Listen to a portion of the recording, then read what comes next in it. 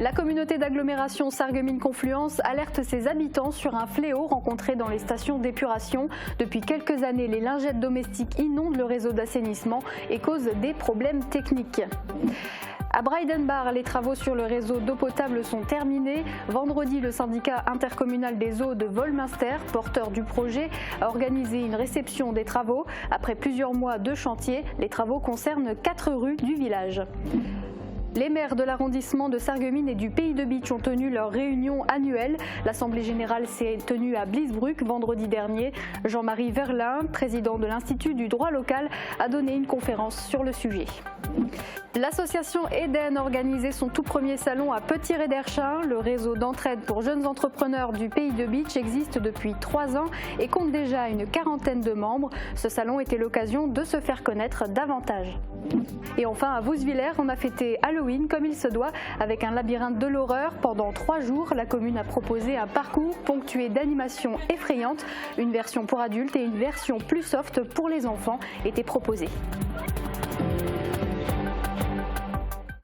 Bonjour et bienvenue sur Mosaïque Cristal pour cette première édition de la semaine. On va faire le tour de l'info en Moselle-Est et puis en deuxième partie d'émission, on verra le portrait de Damien Desrochers, un agriculteur au parcours singulier, ancien militaire. Il est devenu héliculteur, il élève des escargots dans sa ferme à Host.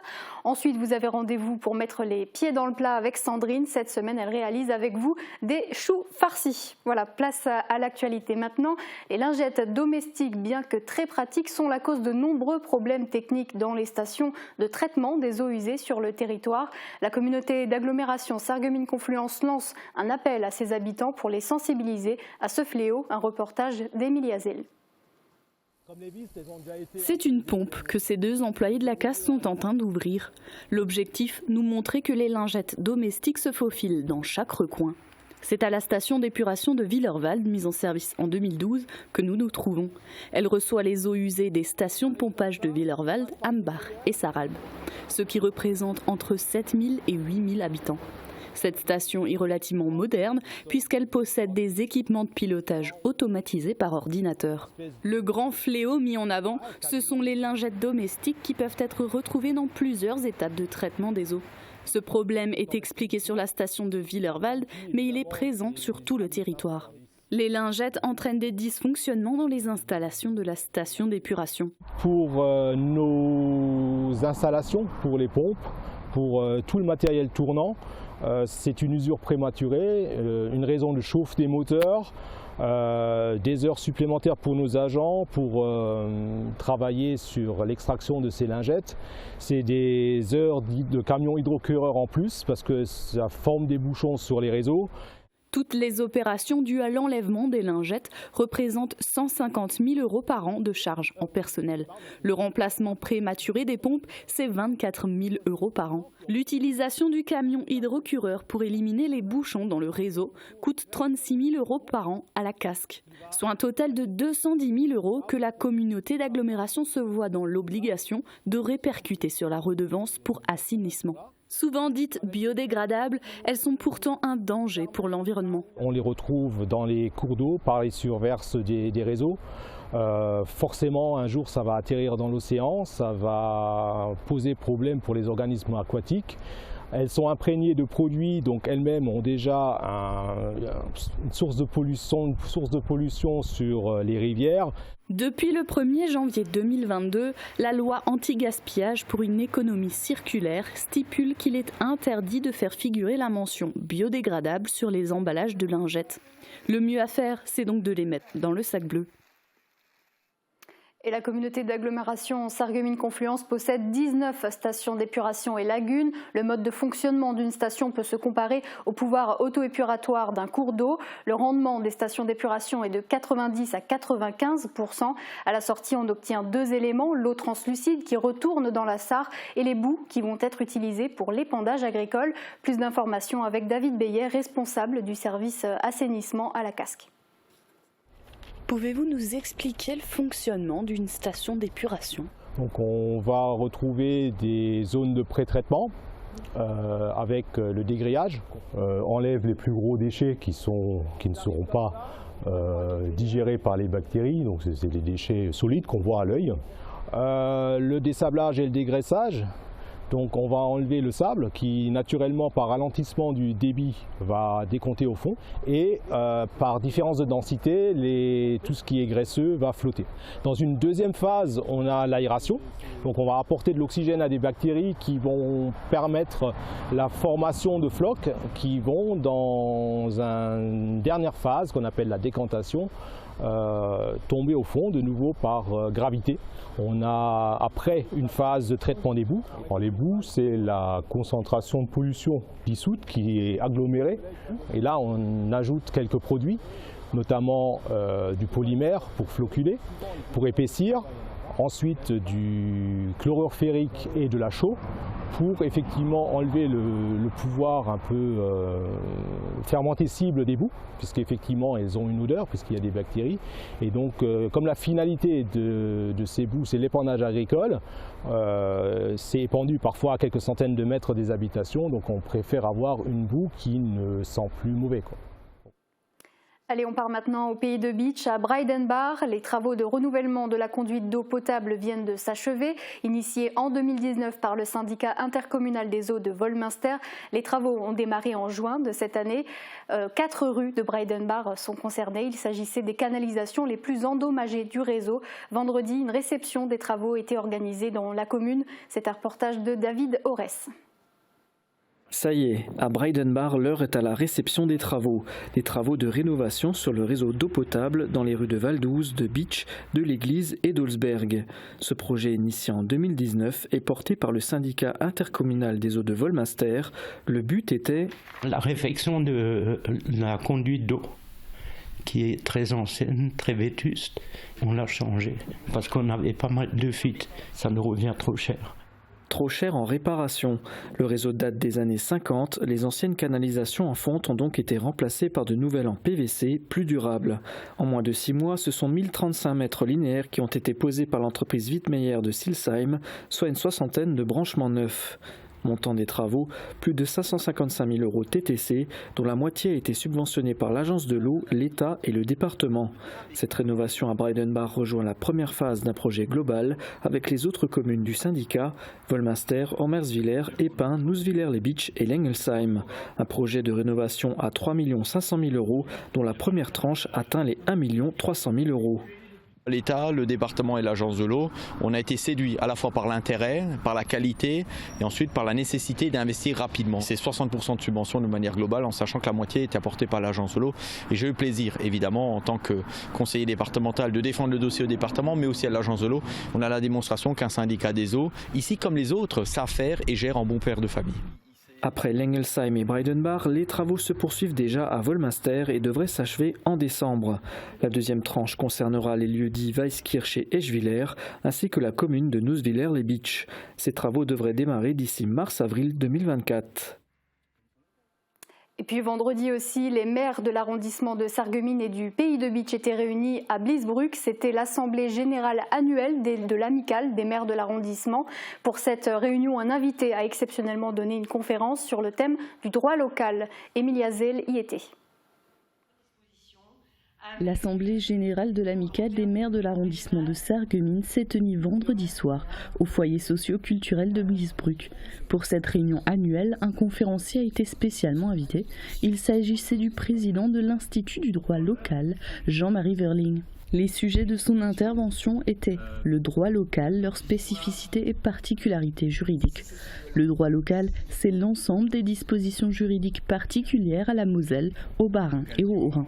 Ce sont des dispositions qui se sont accumulées en quelque sorte depuis le début du 19e siècle jusqu'à aujourd'hui et que nous souhaitons garder parce que ces dispositions correspondent à notre façon de concevoir la bonne façon d'être ensemble. Ce droit local concerne les cultes, associations, collectivités locales, l'artisanat ou encore le régime local d'assurance maladie. Ce sont les maires qui ont souhaité en savoir plus sur ce sujet. C'est une question qui intéresse beaucoup les communes, qui repose sur des connaissances que tout le monde n'a plus, qui sont en voie de disparition quelquefois. Monsieur Wörling a bien expliqué qu'il y avait une question générationnelle qui se posait aujourd'hui, qu'il y a une vraie réflexion dans le fond sur la différence de prise en compte d'un certain nombre d'éléments par les textes de loi, que ça ne s'improvise pas. Lors de l'Assemblée générale, le rapport moral, le bilan financier et le récapitulatif des sorties passées ont été présentés. Les sorties à venir de l'amicale ont également été abordées. Plusieurs personnalités ont prononcé quelques mots pendant la réunion. On peut citer la députée européenne Nathalie Colin, la sénatrice Catherine Belriti, David Suc, vice-président du département, Dominique Laurent, la sous-préfète de l'arrondissement de Sarreguemines, le député Vincent Settlinger et le sénateur Jean-Marie Mison. Lors de la réunion, une minute de silence a été observée en hommage aux anciens maires et maires honoraires du territoire, décédés en 2023.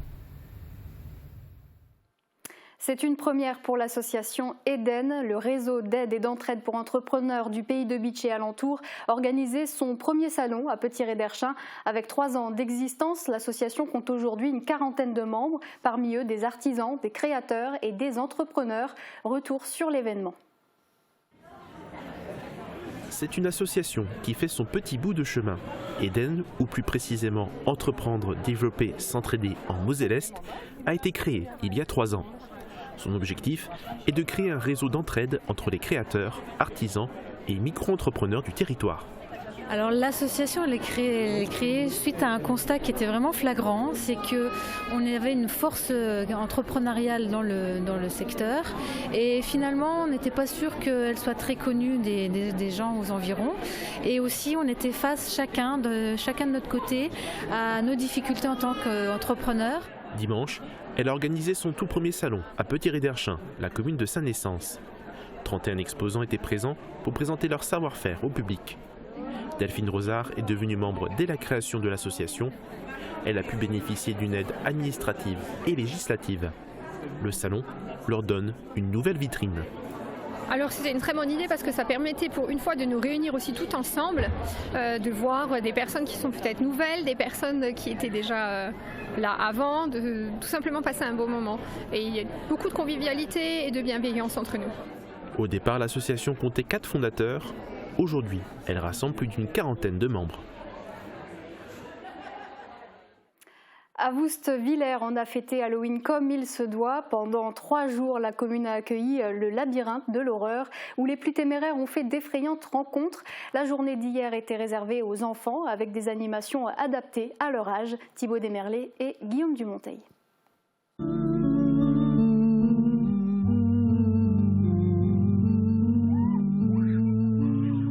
L'ambiance est étrange, les personnages aussi. Bienvenue au labyrinthe de l'horreur, mais version enfant avec des animations effrayantes adaptées aux plus jeunes afin quand même de ne pas les traumatiser. On ne veut pas faire peur aux enfants, on veut surtout les amuser puis qu'ils aient une petite peur.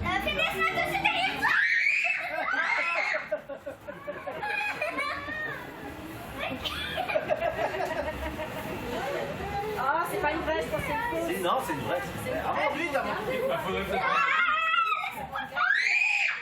Plus de 350 enfants ont ainsi arpenté le labyrinthe de l'horreur et découvert les surprises réservées par les membres de la troupe Anime Fort. En plus des 150 mètres du parcours, ils pouvaient participer à la méga Halloween Party animée par DJ Scream.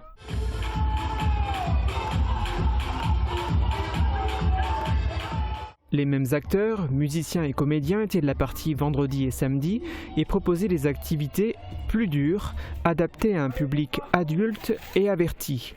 La fréquentation était également au rendez-vous. Si je calcule sur les 3 jours, on doit être 1200-1300 personnes. Donc pour une première fois sous cette forme-là, c'est un beau succès. Auparavant, la municipalité proposait une marche d'Halloween. Cette année, l'événement avait une toute autre ampleur et dans le futur, il devrait y avoir encore davantage d'horreur. Je ne peux pas dire sur ce que nous ont demandé nos visiteurs du labyrinthe de l'effroi parce qu'ils ont tous été enchantés. Mais peut-être que nous, on le fera un peu plus gore encore, puisque moi je l'ai fait, mais peut-être qu'on le fera un peu plus gore. Les visiteurs sont prévenus, s'ils reviennent l'an prochain, ils risquent de frissonner encore davantage.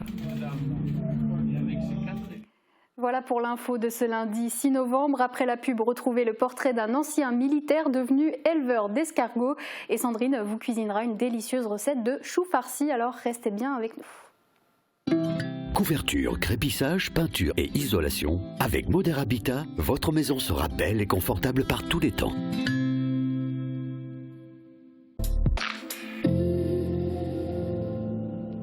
Bonjour tout le monde, demain il faudra être patient avant de pouvoir apercevoir les rayons du soleil.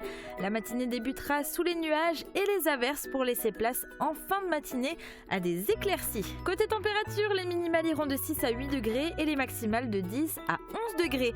Demain nous fêtons les Carines et il fera jour de 7h32 à 17h05. Passez tous une belle journée et à demain.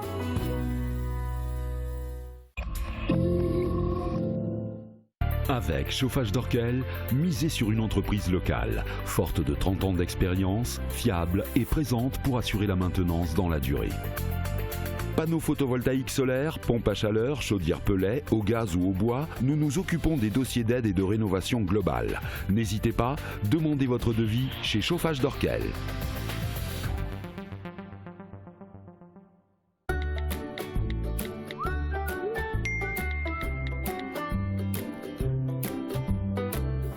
Effectivement, le tri que l'on fait chez soi est le même pour tous et partout sur le territoire de la communauté d'agglomération. Entreprises, magasins, associations, collectivités, écoles, tout le monde est concerné.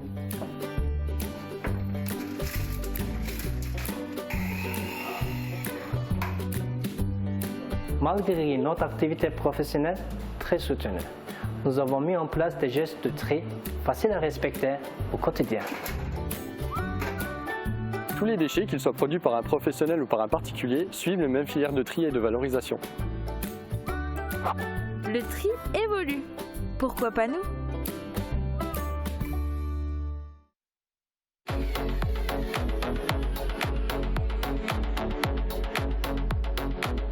Cette semaine, retrouvez-moi pour un nouveau numéro du Cadre. Je serai accompagnée d'un artiste qui nous vient de Blizé-Bersin. Dans la vie, il est enseignant, mais il est aussi chanteur et guitariste. Il s'appelle Manu Freyermuth. C'est comme une gaieté, comme un sourire, quelque chose dans la voix qui paraît nous dire viens, qui nous fait sentir étrangement bien.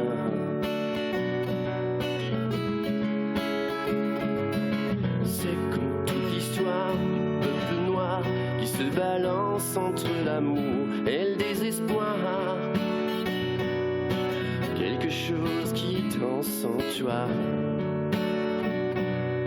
Et tu l'as, elle a. Ce je ne sais quoi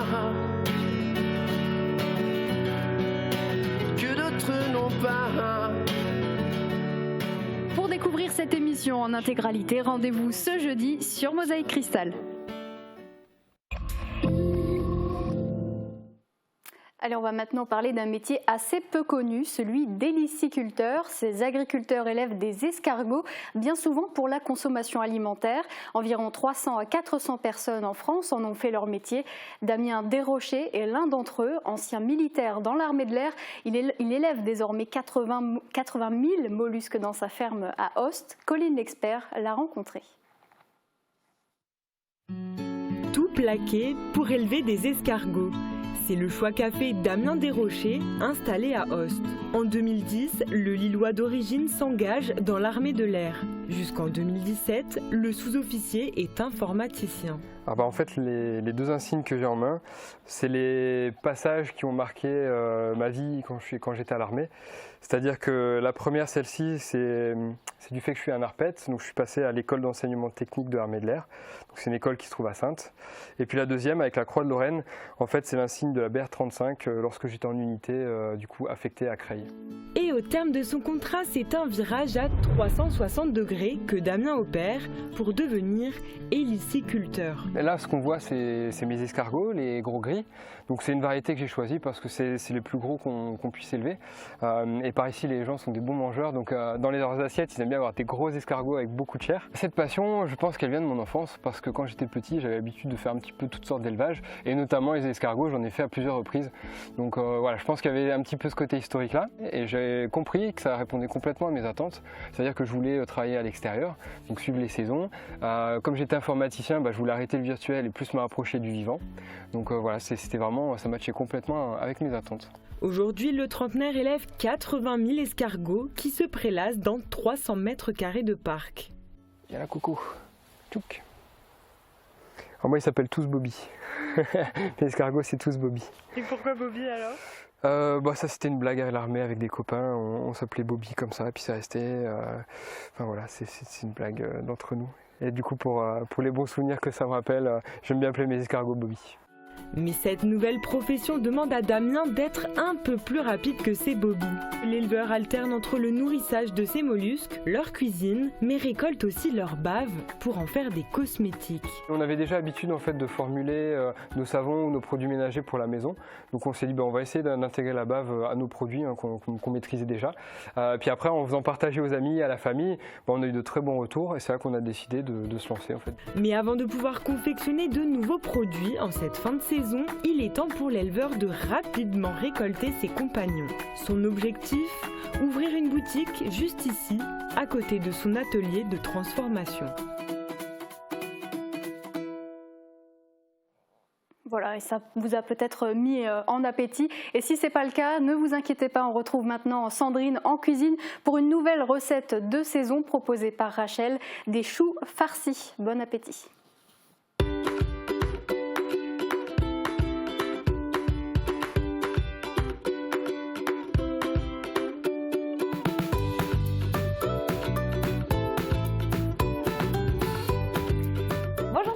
Je suis très heureuse de vous retrouver pour une nouvelle recette. Et aujourd'hui, c'est Rachel qui me met au défi de réaliser des choux farcis. Et comme on peut le voir sur cette photo, il y a l'air d'avoir pas mal d'ingrédients là-dedans. Alors on va regarder ça tout de suite. Pour cette recette, on aura besoin d'un chou frisé, de 500 g de hachis pur bœuf, de la ficelle, d'une barquette de lardon fumé, d'un œuf, d'un oignon, de la mie d'une baguette de pain, de 10 tranches de lard fumé, du sel et du poivre. Alors si j'imagine les différentes étapes qui nous attendent, je pense qu'on va d'abord devoir réaliser une farce, mais je ne sais pas si les feuilles, il va falloir les cuire avant de les garnir. Je vais essayer.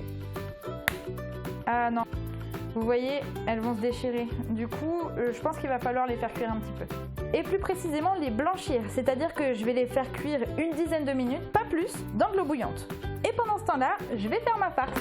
Je vais déjà mouiller un petit peu la mie de pain, enfin du moins j'imagine qu'il faut faire ça. En tout cas je sais que ma mamie le fait quand elle fait des boulettes de viande. Et puis je pense que la mie mouillée s'intégrera mieux au reste de la farce, alors je vais faire ça. Et je sais aussi que pour faire la farce il faut tout hacher, du coup je vais m'occuper des oignons et des lardons. Un petit coup de mixeur. Et le tour est joué. Et avant de tout mélanger, je vais sortir mes feuilles de l'eau bouillante et les tremper directement dans de l'eau froide pour stopper la cuisson et éviter qu'elles soient trop molles. Pour le reste de la farce, il me reste plus qu'à tout mélanger et puis ajouter l'œuf à la fin pour vraiment tout lier. J'ai pas encore touché aux tranches de lard parce que si on se réfère à la photo, je pense qu'il va falloir qu'on recouvre le chou farci avec, donc je les laisse de côté. Et maintenant que la farce est prête et qui d'ailleurs a l'air de bien tenir, je suis plutôt contente, on va devoir passer à la partie la plus cruciale, c'est-à-dire le montage. Je vais prendre une feuille de chou, mettre un peu de farce dedans et tenter de le refermer sans tout casser. Et on termine par une tranche de lard. Et maintenant, pour être sûr que rien ne bouge durant la cuisson, vous avez deux méthodes. Soit vous prenez de la ficelle et vous enroulez autour. Et si jamais vous n'en avez pas, je vais tester pour vous avec des cure-dents, voir si ça tient. Et une fois que j'ai tout terminé, je me retrouve avec des jolis petits paquets cadeaux qu'il va falloir maintenant que je cuise. Et pour ça, j'ai bien envie de le faire en deux étapes, c'est-à-dire d'abord les faire revenir dans l'huile avant de faire cuire la farce à l'intérieur. Et pour ça, je vais rajouter un petit peu d'eau de cuisson. Et puis je vais les couvrir et réduire le feu et les laisser mijoter environ 30 à 40 minutes. Et voilà, j'ai récupéré mes petits choux et puis on peut voir qu'ils ont l'air bien cuits. J'en ai d'ailleurs découpé un et j'ai l'impression que la farce est bien cuite à l'intérieur, je ne sais pas si vous le voyez. Et on peut voir aussi que celui qui a les cure-dents a bien tenu, donc je pense que c'est une méthode qui fonctionne aussi. Et en tout cas, j'ai l'impression que je me suis pas mal débrouillée et puis ça a l'air assez ressemblant par rapport à la photo. Et puis maintenant, il ne reste plus qu'à les goûter. Et d'ailleurs, encore un grand merci à Rachel, c'était une super idée de recette. Et d'ailleurs, si vous aussi, vous avez envie de me mettre au défi, n'hésitez pas à envoyer votre recette pour la prochaine émission et on verra si je remets les pieds dans le plat. À très vite. Elle coule pas? Bon, je pense qu'elles vont réduire un petit peu dans la casserole. Ça sent, c'est comme quand tu vas chez mamie et qu'elle a fait à manger et cette odeur du bonheur, c'est magnifique. Après, c'est dommage, le chou, ça fait péter. C'est vrai que ça fait péter. En tout cas, Sandrine, j'aime trop cadrer cette émission. Bah, tu sais quoi? Ce coup-ci, j'ai pensé à toi. Parce que à chaque fois, tu m'as déjà volé mes beignets, ma mousse au chocolat. Je vois pas de quoi tu parles, mais... Alors, je t'en ai gardé pour ce soir. Merci beaucoup, c'est trop gentil. Bah, je m'en vais de ce plat.